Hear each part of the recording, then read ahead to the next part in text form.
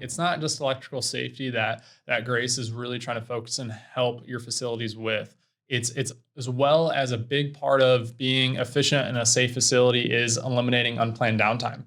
So we've been with our vibration temperature monitoring nodes. So our GraceSense line, more of that predictive maintenance side of things.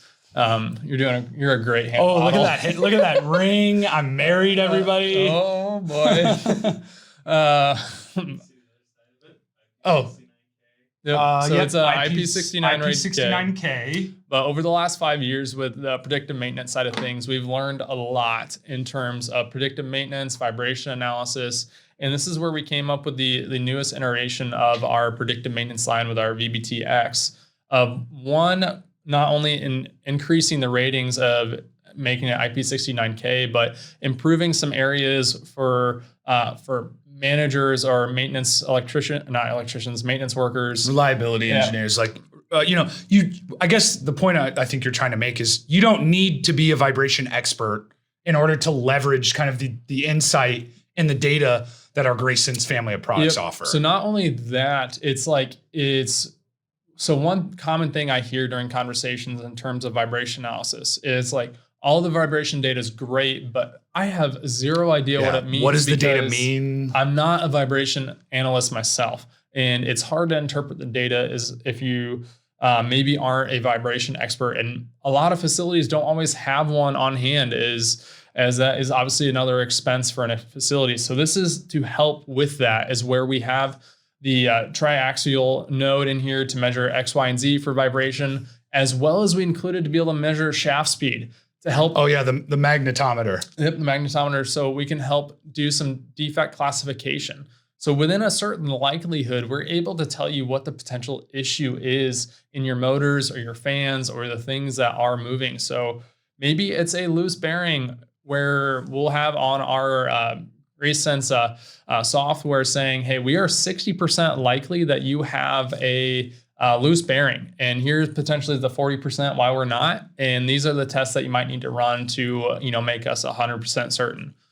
Yeah, I mean, it all kind of comes down. I don't want to get too technical, right? But in essence, we convert that acceleration measurement into velocity, and we provide a banded Fourier analysis. So, think of a rotating piece of equipment and the revolutions per minute, right? The RPMs. So there will be a subsynchronous band, synchronous to the motor, 1x, 2x, 3x, maybe even like a bearing band, as Ben was mentioning and kind of referencing in terms of the defect classification. But the idea and the premise behind this is that you're going to install this and monitor the equipment health over the course of its useful life.